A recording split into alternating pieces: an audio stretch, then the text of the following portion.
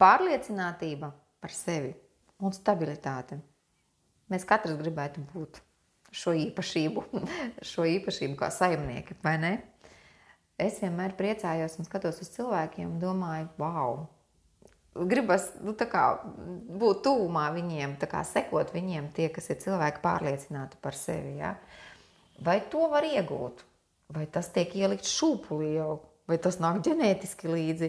Interesanti, vai ne?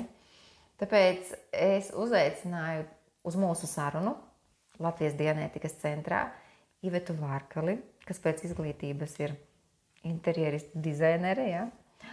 Un Ivetiņa, bet reāli, tagad es pirmoreiz tevi ieraudzīju, tas ir pirmais, pārliecinātība par sevi, stabilitāte, kaut kas tāds karalisks, majestātisks. Saki man lūdzu, tas ir iegūts dzīves laikā, vai tas jau nāk tev līdzi jau no ģimenes, no bērnības? Vari kaut ko vairāk pastāstīt par to? Jā, paldies, Žaniņ, kā man tā ļoti patīkami bija to dzirdēt. Jo tas ir laikam arī tas, pēc kā es pati iekšēji vienalga vēl tiecos un līdz ar to vēl visu laiku mācos.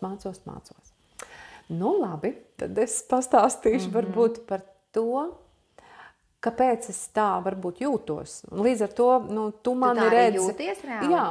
Jo reizēm ir tā, tu skaties uz cilvēku, viņš izskatās tā, bet iekšēji citas, tā kā sajūta. Vai tas atbilst tam, kā es tevi redzu?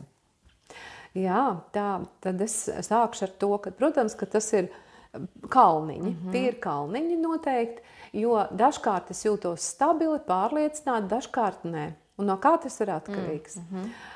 Stabili es jūtos tad, kad man ir, es šo informāciju esmu izzinājusi, es viņu esmu pielietojusi, es esmu viņu dažādos veidos caurskatījusi, piedzīvojusi. Ja? Tad es jūtos stabili, jo man ir ko teikt. Tad, kad es esmu kaut kur ieguvusi informāciju, kur es neesmu pārbaudījusi, vai kāda tante man kaut ko ir teikusi, ja, tur stāstījusi, tad es peldu.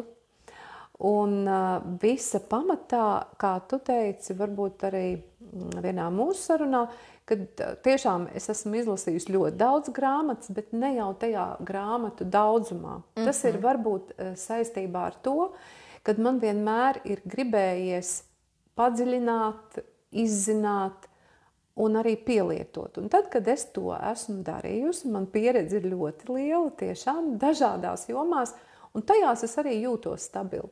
Bet tikko mēs aizskaram kaut kādu tēmu, kurā es nezinu, ja, un neesmu viņu izdzīvojusi, ja, tad es neesmu tomēr tik stabila. Bet ko es daru? Tad es mācos.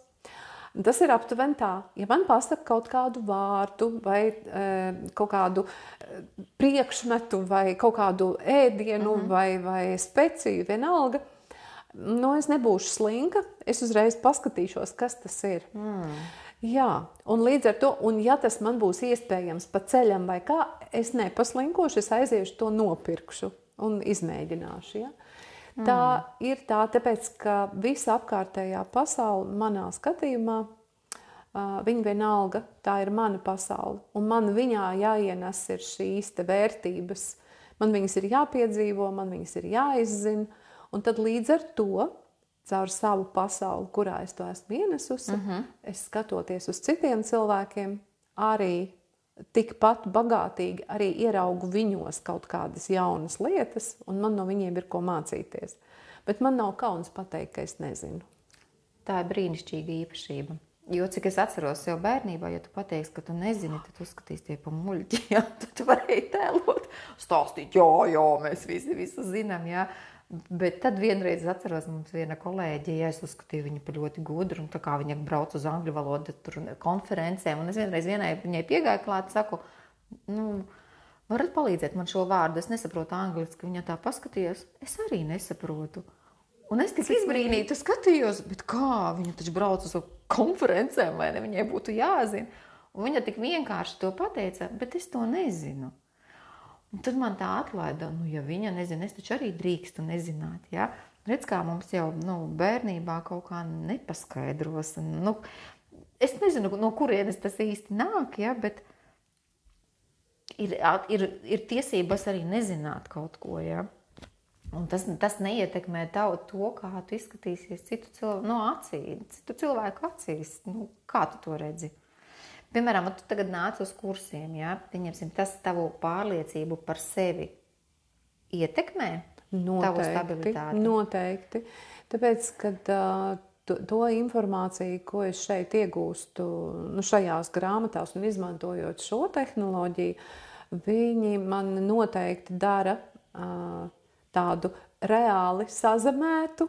Līdz ar to visu, ko es izlasu, iegūstu, uzzinu, tas man ir pielietojams.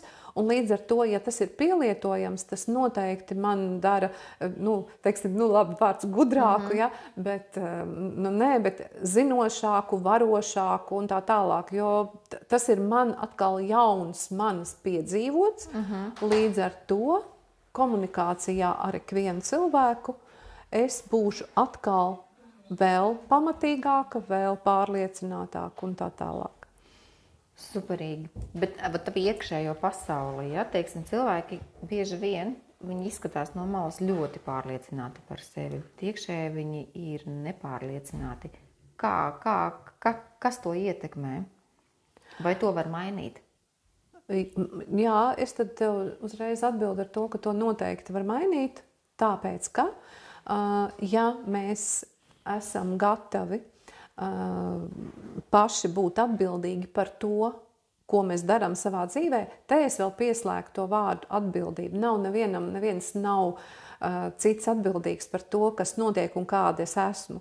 Es tikai un vienīgi es esmu atbildīga. Es daru, es iegūstu, un tas ir arī tas mans rezultāts. Līdz ar to apkārtējie cilvēki arī noteikti jūtas ar mani gan drošāki, gan stabilāki, gan laimīgāki, gan viss pozitīvās īpašības, ko es varu teikt. Lieliski, Ivetiņa. Paldies tev par šo sarunu.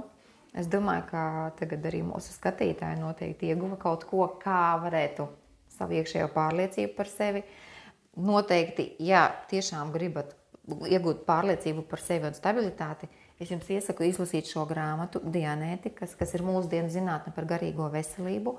Viņu var iegādāties šeit Latvijas Dianētikas centrā, Krišāņa Valdemārā 20, telpās 2, kā arī var iegādāties online.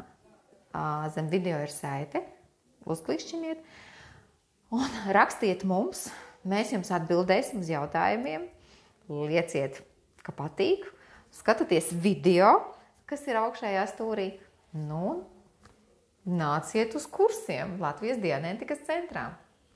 Paldies par uzmanību. Paldies, Ivetiņa. Paldies tev par sarunu, par aicinājumu. Paldies. Tiekamies.